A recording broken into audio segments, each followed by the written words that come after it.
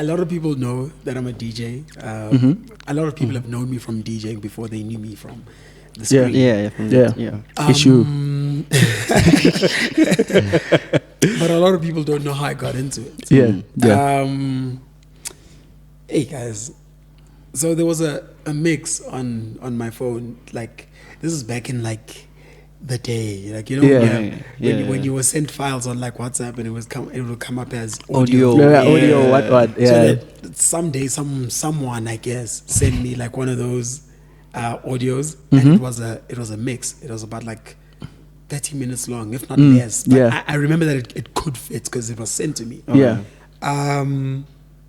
And I listened to the mix one day and I'm like, this is fire. This is fire. And then I make one of my boys listen to it. I'm like, yo, listen to this, bro. This is so like this is such a dope mix. And it's like, who is this? And I look him dead in the eyes and I'm like, it's me.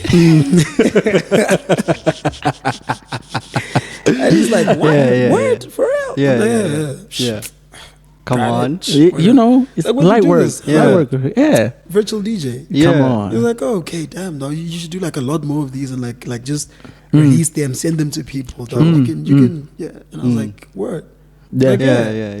And then obviously now, because he's going around spreading things that I made a fire mix, I had to follow up. You have to come through. Stand on business. I had to stand on business, bro. So I had to download Virtual DJ. For real. Yeah, for real. This time. And I was just playing around until I like. Also, I come from a very like musical family. I've got a strong musical background, being in choir and whatnot. So I understand music, and I had already been listening to deep house for essentially the longest time. So it didn't take a long time for me to like to grasp the whole thing.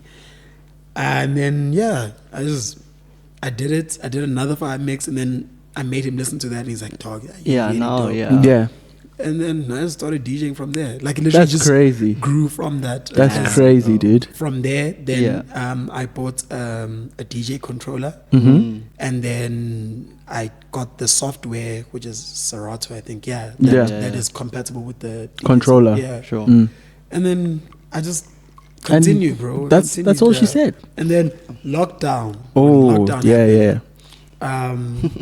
I started a thing called Sunday Sunset Mix. I remember that. I remember that. Like live on Instagram. So I went to my cousin's house. Like he's got like a nice balcony, like rooftop type thing going on. Like the views and everything. Yeah.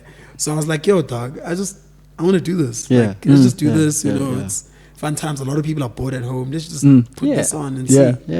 Put it on, and then I think that's when even people who are here in Joburg were like, oh, this dude does this also. He's cooking. I can feel it. That's interesting. And so I'm essentially a DJ because someone let me cook. Someone let you cook. Someone let me cook. And I wanted to ask, man, do you remember your first set? Your first DJing set? Like my first official. Like you go and you're like on, when you're on your picture on the deck, poster. I remember it was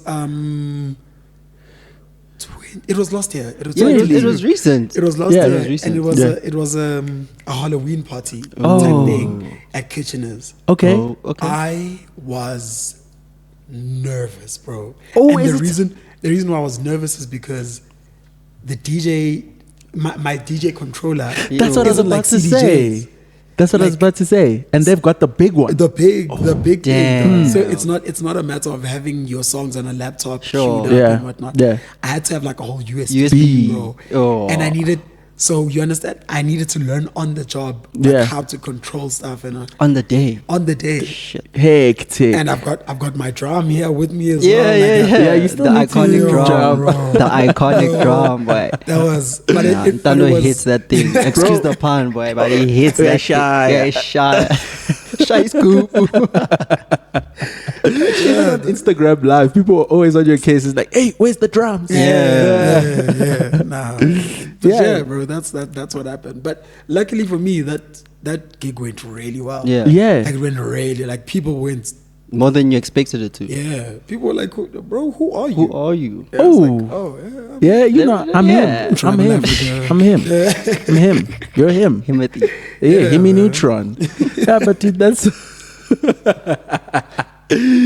that's so dope, man. Because like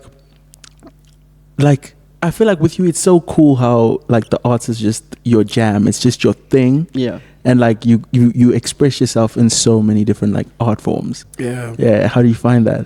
Hey man, first of all, I just want to say I'm so highly blessed in that regard.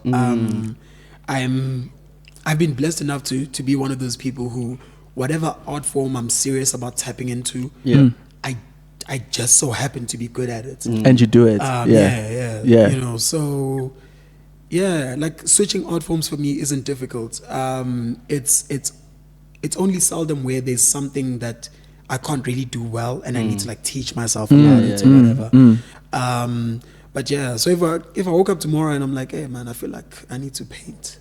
You would paint. I'd probably paint. And even if I don't know like the professional brush strokes or whatever the case may be, you'll try. I'll try. Yeah. And like I'm saying, because I've been blessed, probably whatever I've done, someone's going to see potential in it and be like, hey, this is actually dope. Sure. So yeah. That's awesome, man. That's awesome. That's amazing. But anyway, ladies and gentlemen, welcome back to another episode of Laughing Through the Decades. I'm joined here today by myself, obviously. Yeah. I mean, Rams. Oh, you're trying to be me. I'm Rams.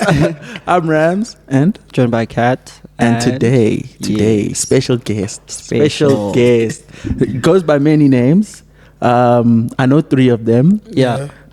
We should hear his AKAs. Utoba, number 1. Why did you make that number 1? It's not my number 1. It's not my number 1. Let me get to the end. Okay, sorry. Let him cook. Sorry.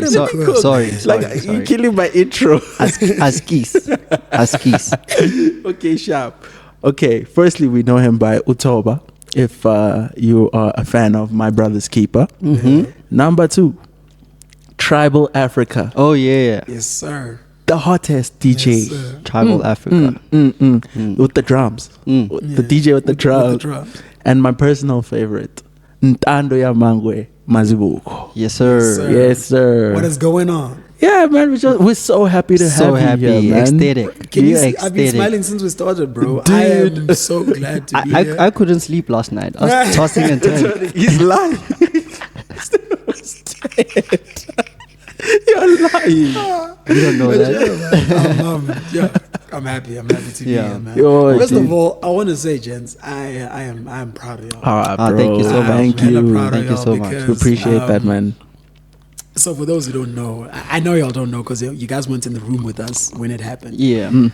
This is a conversation we had in 2021 in Ram's res room. Yeah. We stayed in the same student res. accommodation. Yeah.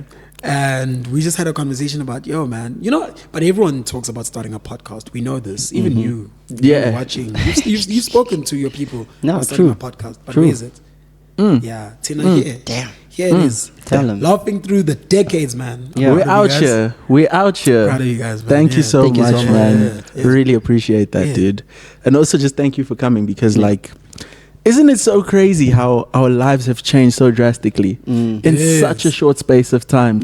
From like laughing at dumb jokes in the res room to being an adult. Basically. To being an adult. And like, I mean, you and I started 9-to-5 jobs and Ntando's like now acting professionally. Yeah. And bear in mind, this is something he's spoken about since the day I met him. Yeah. He was like, I'm going to act. I'm going to be in theater. I'm going to do all this stuff. Yeah. And I think that was where we got along as friends because like, that was like the glue that just brought us together. I guess the ambition, you know. The ambition. That whole thing of if I say I'm going to do something, I'm going to do it. And you've done it. Yeah, but just crazy.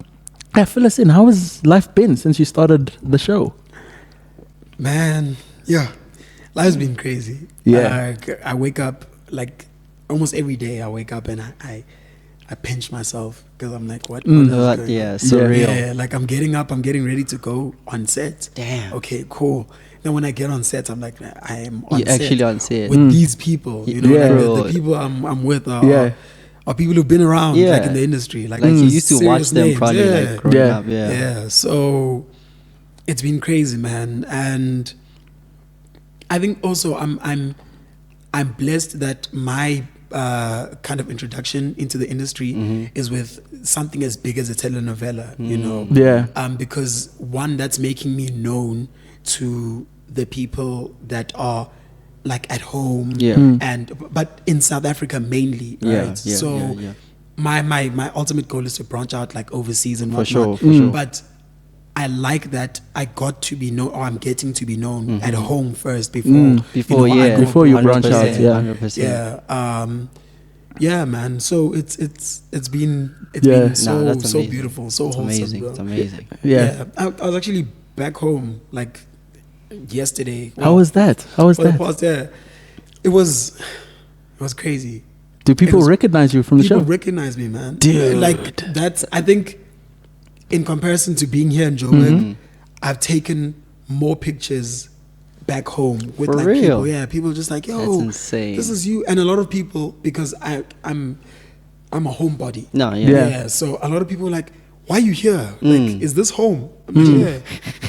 This is home for me. Yeah. That's crazy. We didn't, what? Yeah. You know. This is home. No, it's crazy. And yeah, man, it was so beautiful seeing little kids recognize me. There were like 3 incidences where it was the kids that were telling the parents like, yo, mom, sure. and I'm like, yo, That's so nice, dude. That's so Especially crazy. when it's a kid, dude. That is so wholesome, bro. It's literally, it's so big, bro. Because I was telling my aunt the other day that like we'll be interviewing you. She's like, nah, how you know him?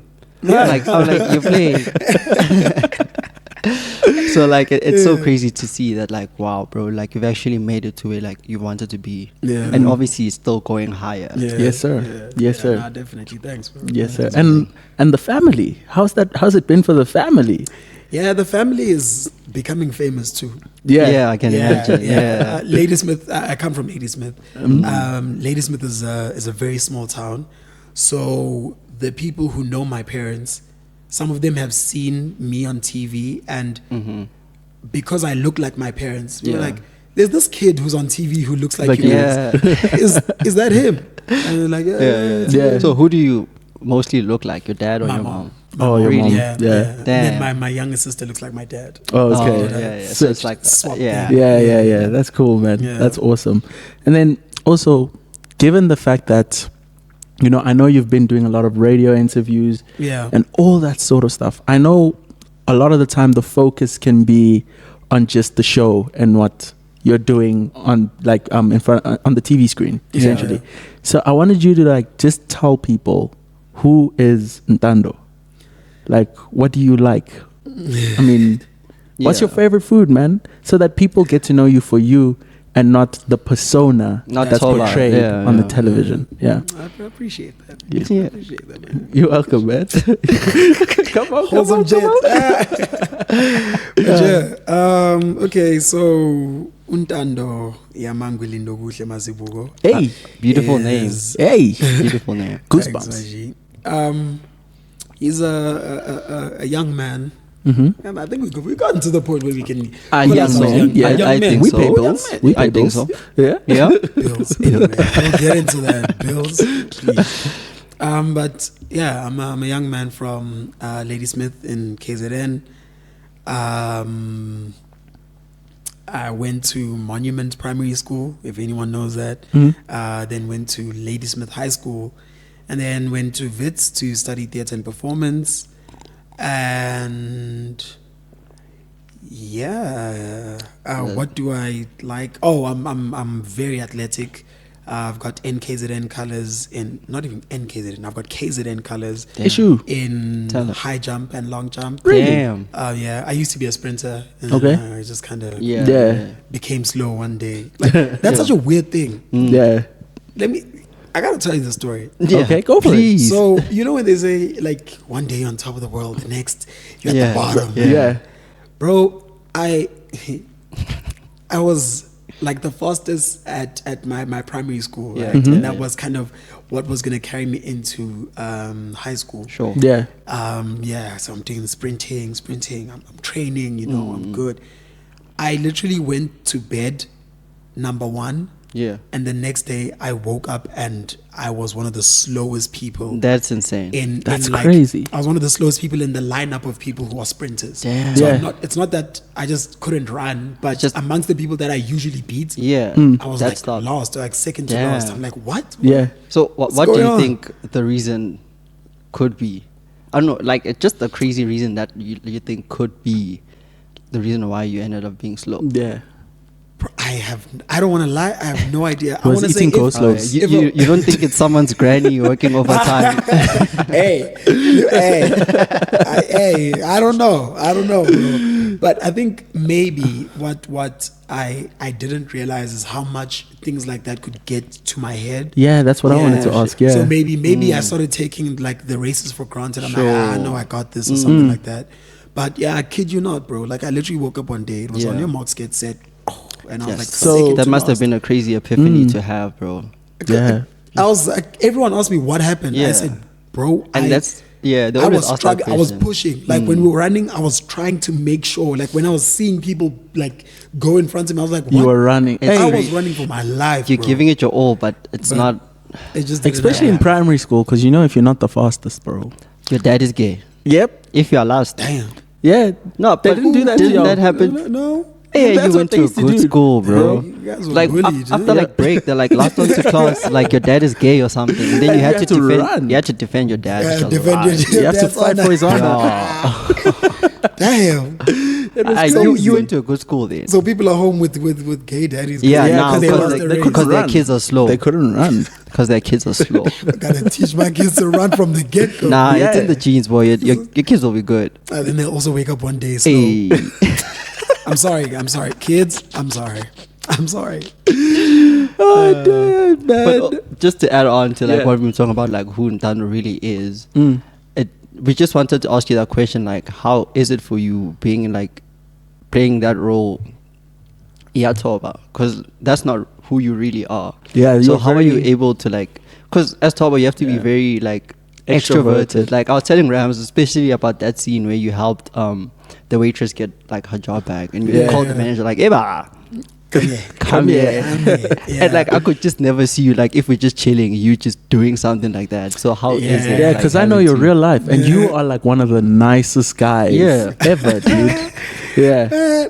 Raps is just scoring points here. Yeah, like, nah, Raps is just brownie saying, points. Brownie. Nah. Hey, ooh, hey. Hey. Sorry.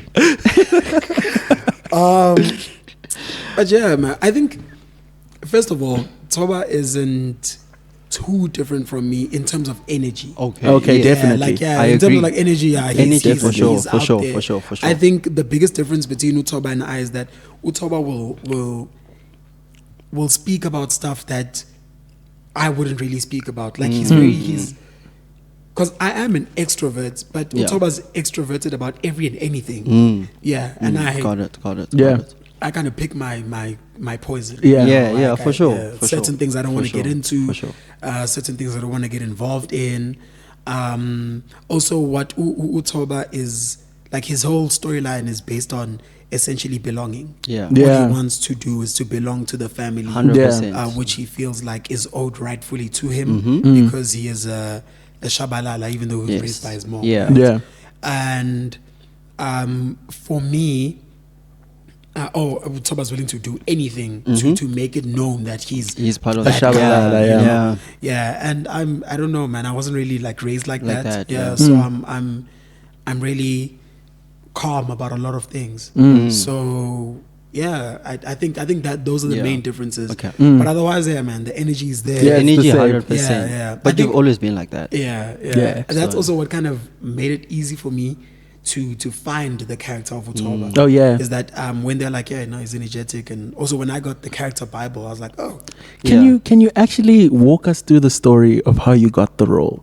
Because I've heard the story once before, and I think it's such a crazy story, dude. bro, Yeah. listen, Ntando just has like a story on top of a story. story. my life is a movie, bro. My life is a movie. So I got what do you call this? I got an email from my agent, right, saying confirmation for callbacks. Oh. Callbacks mean you went to an initial audition. And they're like, oh yeah, we like this guy. We want to see him again. I didn't go for no initial audition. Yeah. Yeah. So I get it. I'm like, So then I text her. I'm like, yo, this says callback. I think it might have been sent to like the wrong person, you know. Yeah. And she's like, no, don't worry. It's definitely meant for you. Sure. And I found out later that a lot of the people who went to the second round, which was what was callbacks, all of them were written as callbacks, even if it was your first time auditioning. It's still a callback. Okay. Yeah. Okay. So. So that email comes in. I'm in Davidson. What I'm doing in Davidson is I'm rehearsing for a theater show that's going to be put on at Stage Theater. Yeah, not stage, another part of your theater. life. Yeah. So I'm busy rehearsing for that. I get the email. I'm confused. Okay, I clear up the whole thing, and then after that, I'm like, Ish, but I'm in Davidson. How am I going to get from Davidson to the audition, because the audition was here in Joburg. And then my girlfriend, who was also in the same show that we were rehearsing for, we had driven to Davidson together. And she's like, no, it's fine, we'll go to the audition and come back. And I'm like, nah, it seems like a waste. Like, you know, auditions are always a 50-50 chance. I don't know. I wasn't just feeling it. feeling I was like, it. I don't think. And she was like, listen, I'm not asking you, I'm telling you, we're That's going. insane. That's insane, dude. All right, That's cool. insane. We go to the audition. My time slot was 11, like 11 in the morning. 11 a.m. We got there around that time, and I was one of the last people to leave. This is at 7:30 at night. She's been waiting in the car the whole day. Damn, bro. People are going in and out. They disregarded the order, like the auditioning order. So it was like whenever. So it was just like whatever, whenever, whoever we call now.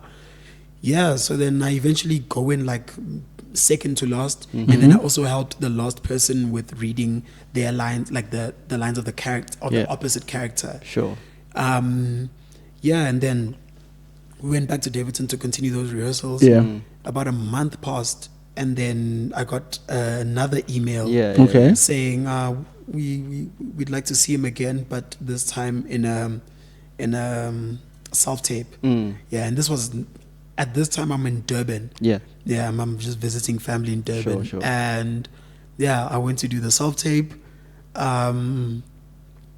Whole iPhone setup. One of my cousins had to help me with reading the opposite lines. I was like, hey man, I don't know how we're gonna make this work. We're gonna make this work. It has to.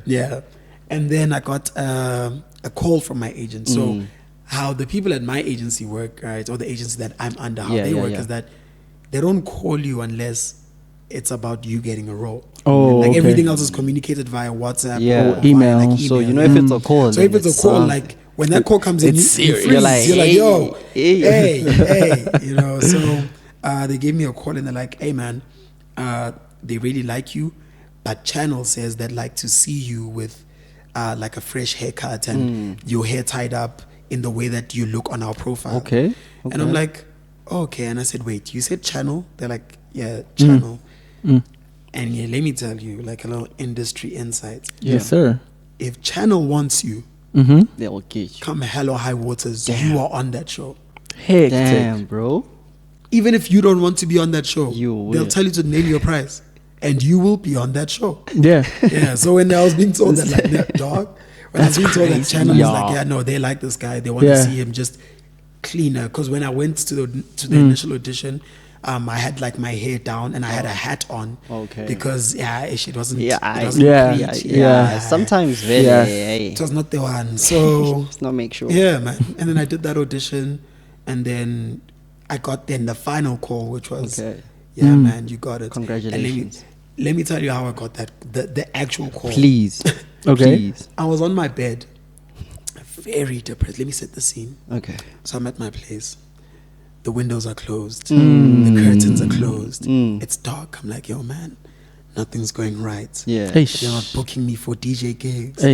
They're not like, how am I even gonna pay this rent, bro? Like, how am I gonna make it through? I'm surviving. I hate noodles, unless it's ramen noodles. Bro? I hate noodles, but I'm surviving on noodles. Agreed. Bro, you know. And I'm like, I literally said, bro, why doesn't my agent just like call me right now and tell me some good news, you know? Like I said it like that. Yeah. And then I decided to get up out of bed because I had to wash the dishes. I'm like, let me wash these dishes. That noodle bowl. That noodle bowl. That noodle bowl. Because if you leave it out too long, it becomes hard. Dry. Cement. So I get up, and it's literally as soon as my feet touch the ground, the call comes in. I look, I see like the contact name. Yeah. I froze, bro. I'm like, there's no way. There's no way. Like, at that time, that audition was the only thing that was looking promising. So I knew that if there's a call to be had, it has to be about that, you know? Sure. So I'm like, yeah, there's no way. There's no way. I answer.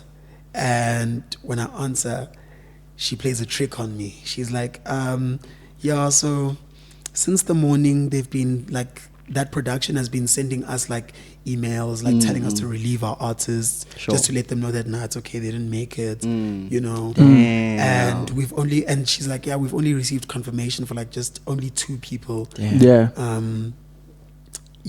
So, and because of the time, it's like, I think around 4. Yeah. I was like, yeah, because of the time, I don't think we're going to be receiving any. So I just wanted to let you know that you got it. Damn. That's how she said it. That's crazy. She set me as a roller coaster. She set you literally a roller coaster ride. She's like, yeah, I just wanted to let you know. Yeah. You got it. Yeah. And then I was like, what? Yeah, and I just froze there the whole time. She kept telling me about a lot of stuff, like the nitty gritties, and I heard nothing. Yeah, because you just want to hear, like, if you got it or not. I got it. Yeah. That's all that mattered. Yeah, man. That's how that happened. Yeah. Happened. Oh, bro, that's such a crazy story, bro, because I feel like you were literally meant to play this role, I think dude. so. It's like, it really is. And it's also fitting. Like, just because of how much we like manifested this. Yeah. Like we really manifested this. Like from your role, the podcast, everything is just so full circle. Yeah. And it's so nice how like just the group of friends is doing everything we said we were gonna do. And we didn't just talk about it, dude. So like for me, that's my favorite part. But anyway, I wanted us to talk a bit about your theater work. Yeah. What would you say is like the biggest difference for you from your theater work to what you're doing on TV? So for me, the biggest difference in general between like theater and screen is the fact that theater is like live jive. Yeah. It's like if you mess up now, you gotta find a way to cover it up. Yeah. Like improv, basically. Yeah. And on screen, you know, you have the liberty to I'm sorry guys, cut. Let's do that again. Let's do a cleaner take and whatnot. So I think theater is theater's more it's more engaging. I love theater. I love theater. If I'm being honest, if I could make as much money on theater as I do on screen, I wouldn't be on screen. I wanted to ask you about that. DJing. I wouldn't be on screen. Bro, theater's my theater's my thing. life. I've seen you do some crazy, like very physical, you know, things. On stage. So it's crazy. Theater's Also, I wanted to ask, because like you spoke about how you and your girlfriend are like in the same industry. Yeah. How's that? Yeah, that's interesting. Because it's like having a girlfriend in the same classroom. And those are like, hey, you know. So how's that for you? Hey man, it's one of the many blessings that I constantly thank God for. It's amazing. Being or having a partner that's in the same field as you, especially in the arts, is very important, because there are certain things that apply to you as an artist that don't apply to the general public, you know, in the general workplaces, bro. Like because my work doesn't only like start and end at like on set or in the theater, like in rehearsal spaces. If I need to go to like a red carpet ceremony or something like that, you know, like that's still work. You know, I can't have someone asking me, where you going at this time, and stuff like that. So I don't know, man. I think that for the most part, that level of kind of understanding is what makes things a lot easier. Because also financially, it's no secret that our industry, like when things are good, they're good. But from time to time, things can get bad. You can go through like a dry spell. You can literally go from working on one of the biggest shows in the world, even not even just in South Africa. Yeah, we've seen it happen. To sitting at home for a year. We've seen it happen. It's not because you're sitting at home because you want to. Because you're not getting anything. You know. So I think also having that kind of understanding on even the financial aspects is okay. There's certain things that we can't do at a certain time, and there's certain things that we can do because times change. That's important. If she doesn't understand that, it's either always gonna put pressure on you as the gents, because providence is a man's birthright. We know it is. Can't change it. Or it's gonna put a strain in your relationship because she's looking for someone who can provide certain things, and you are as a gent, like if you can't do that, it's always going to affect you. It's always going to affect you. Whether you like it or not, it's in your power. It's always going to affect you. So man, and she's also doing like very well. She's also doing very well, which is also another lovely thing is that we can both sit down and we talk about our goals for where we'd like to be in the industry, what we'd like to achieve, and here we just go out and we do it. That's amazing. Yeah, we do it. That's amazing, bro. Yeah, man, it's a very, very, very, very beautiful thing. And baby, I love you. And I know I'm going on a bit of a tangent here, right? And I didn't want to go back to talking about the TV show. Yeah. But please tell me, how much makip did you eat on the show? Because every scene is makip. Let me tell y'all something. Let me tell y'all something. So, who talk about eating a lot on set it's a theme because you also sandwiches. It's a very deliberate thing on my part. Because I was tired of seeing this whole thing of having characters have a meal decked out for them, and then they'll pick an apple and say I'm going off to the office and stuff like that, because I'm like, food is one of the few things that we can all relate to, because it's something that we all need, right? So if what we're showing people on screen is a version of a real life, because it's the character's real life. Utoba is a person that exists. We're telling stories of people. We're representing 100%. people. 100%. So if I have the opportunity to eat on set, like on actual set, not just like the lunch and whatnot, but like eat on screen with the camera rolling. I'll do it, and I'll do it in a manner that shows that this person is human. If I'm eating and I happen to choke on something, that's what's going on right now. And the cameras are going to keep rolling because it's a real moment that's happening. And also just on the side of Utoba as a character, because like I said, Toba's whole thing is about belonging. But he tends to force it, right? So with his mom, he grew up in a relatively poor background when he has a rich family on this side, So now that he's got access to cheese, polony, pennies, he's making the most of it. There's actually a scene where he makes like a whole big sandwich dog, that Dad would. Toba would make sure, like, in real life, a Toba would make sure that he messes that sandwich up. For sure. Sure. So I'm going to want to show those things so that people can relate to the character. To the character, but in every sense of the character, like from the way they dress to the way they speak to the way they eat, the way they drink, like it all adds onto the story that I'm telling. So that's probably like what they saw in you. They're like, this guy's different. That's probably why you probably got the role as well. You're not just like, it's not just acting to you, it's like it's also the message you're trying to just convey, which is amazing. We just need to figure out why when it comes to like telenovela and soapies and all of that, especially locally in South Africa, why Kutlwano Mazulu? So why? Please, it's a Zulu man's like game. It's always a surprise. Like You just hear like when you hear someone speak like Pedi or Suti, you're like, yeah. You know, like, why do you think that's the case? Like, because you're trying to understand. Because it's a thing. It's there. Yeah, because even with like, if you look at the big shows that have been on in SA in general, you'll look at the likes of Abo Isbaya. Even adulting. Yeah, which I auditioned for, but sorry, pain for another day. It's all good, man. But you know, when you look at it, it's like mostly Zulu people, and like, I don't know, what's your take on that? Yeah.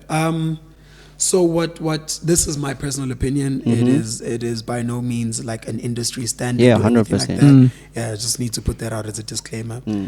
What I have noticed is that even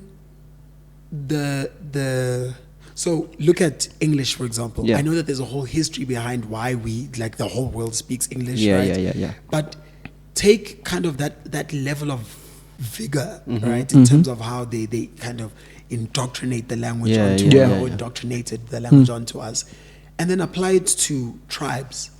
Yeah. Okay. The Zulu tribe is the tribe that probably fought like the most the most prominent battles, right? But it's also because we fought the most as the Zulus. We fought the most prominent battles against the most prominent nation, which is England. Yes, and won. And you see, and we won. Yeah. So whenever in the history books things are written out, it's always Zulu versus English. Always, you know. So it puts the Zulu people in the spotlight, whether we lost that particular battle or not, or whatnot. But the spotlight is there. Yes, the spotlight is there. The whole Shaka Zulu thing, the whole, you know, like it filters down like that because it was the biggest, I want to say the biggest tribe at the time. Is the tribe that fought the biggest opponent, the biggest op at the time. That's interesting, man. I never looked at it. And also never looked at it that way. So then it filters down, which is why still in SA, regardless of where you go, if I speak isiZulu, some odd way or the other, you're going to try and accommodate me, even though it's not your language. 100%. The same way that we as Africans in general, we will speak English to accommodate someone, even if a white person, even if they walk into a room and it's filled with black people. You know, so it's that that same mentality just flipped. So we know that if this show, if a show plays in a Gqeberha or plays in wherever. If it's isiZulu, most people will understand it, and if they don't understand it, they'll read the subtitles, which are in what? In English. Yeah, definitely. So that's what I've seen. Like if I look at it, that's where I've placed the whole thing historically. Yeah, from your perspective as well. Yeah, that's where I've placed it historically. I don't think it's a thing of like a preference. It's not like a preference. I don't think as like Zulu people we come to the media space and we're like, contrary to common belief, because you know people. Yeah, they think you guys are stubborn. Okay, that's interesting. I never thought of it like that. Yeah, but you know, we're gonna wrap up soon, right? And I want to end it on a bit of a lighter note. You know, obviously, with great power comes great responsibility. Right. How has it been for you? Number one, you're in a relationship, very committed relationship. And that's actually something I just noticed now. I like the fact that all of my friends are so committed to their girlfriends. Right. And there's no culture of like cheating or whatever. But anyway, let me get to the point. How has it been for you, especially given that now you're recognized? Girls see you in a different light. And this is South Africa. They are opportunists. How has that been for you? I don't want to lie. I have not experienced that as yet. That's good. That's good. Reason being, I feel as though a lot of people in our generation are watching the likes of Netflix and Showmax. 100%. And the show that I'm on, which is My Brother's Keeper, it's on Mzanzi Magic. Channel 161, 7:30 from Monday to Friday. Like it's that's home viewing. So the people who are our generation, if they're not already working, they're in varsity. That's true. And if they're in varsity, they're not watching TV. 100%. They're watching Netflix on their phones and Yeah, their TV. okay. Yeah. So a lot of people, That's an interesting point, man. Yeah, Damn, like that I can walk through the streets of Bram right now, and no one will notice me. And if they do notice me, it's probably for tribal Africa, not for Damn, yeah. Yes, it's because a lot of people don't like, unless now they've seen maybe when they went home and their parents watched that. Yeah. So that's why right now I'm being recognized by little kids because they're at home watching with their moms. It's little kids and parents essentially. So I don't really have that much attention from like young people or people that are in our peer group. But even if that's the case, I think if you know me, I mean, you guys know me, but if anyone out there already knows me as well, is that I'm a person who really does set boundaries really early on. I think I don't even need to say that I'm setting a boundary. I think there's an aura about me. 100%. 100%. Yeah. Like you know not to joke about those kind of things. And Got it. So I think even if those things were to happen or they do come up, people will DM and whatnot. But the nice thing about a DM is that you're DMing me, but it's on my phone. You so have I can and will ignore that DM. Just disclaimer, I will. And even if I do, if I do read it, and you see, because I know Instagram says seen just now, or seen like 4 hours ago. If you see it open, just know I was reading it with my girlfriend and we laughed. That's how it is. It was funny because she thought she had a chance. Also, like relating to that, before we wrap up, I'll ask you like, it's 2 questions basically in one. So the social media side of it. Yeah. How are the restrictions? That's the first question. And then the other one is, because you have such a platform, do you feel like you're sort of like obligated in a way to, I guess, empower the youth with what you have? Good question. So I'll start with the restrictions. Sure.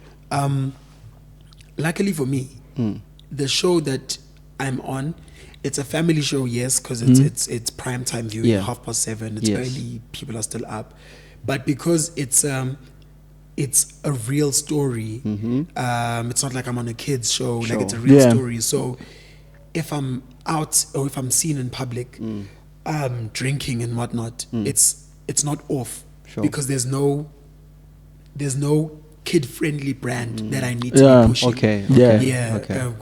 Toba's wild, Toba parties, Toba drinks as well. So even if people see me in that type of environment, which is also not really likely because I'm a home, like I've been saying, I'm a homebody. But I don't need to limit myself in that sense.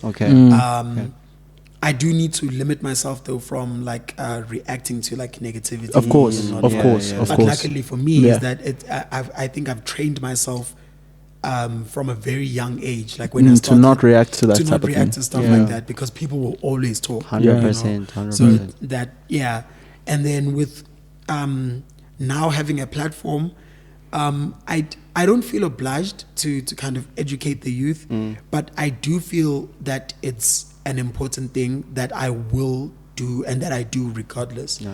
I was recently given the opportunity by my previous headmaster from my primary school to pull through to my primary school and to like just like give like a young talk and I mean when he offered that I was on set shooting so I couldn't really do it but it's something that I want to say in the pipeline for like next year definitely. So when he told me about that I really like jumped on the opportunity. I'm really happy to be able to do that because I remember when we were young, when we were like in high school, in primary, there were people who they'd bring who who were there at some point. Now they're coming back. Even if it's an accountant, man. For sure. There was a time where I remember we had accountants, and it was an accountant, a doctor, and someone who was in the arts.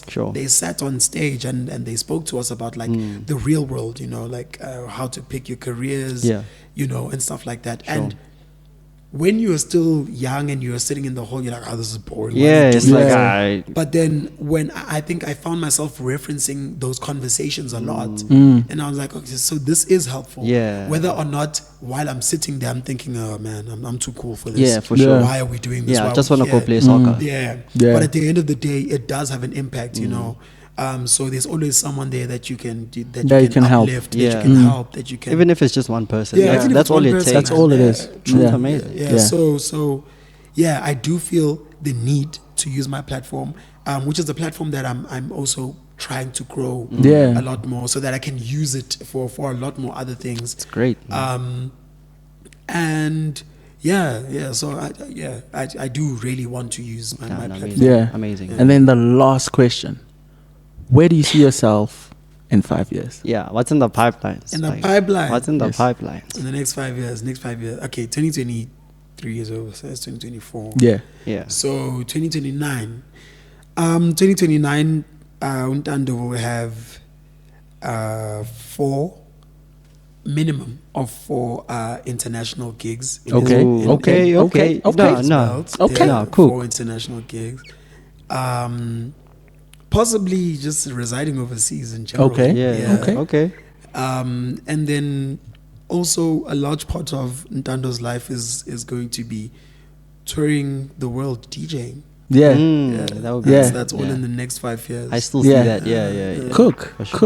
But anyways, everyone, thank you so much for joining us. And as always, please don't forget, like, comment, share, subscribe, and this time don't cook us in the comments. Positivity only.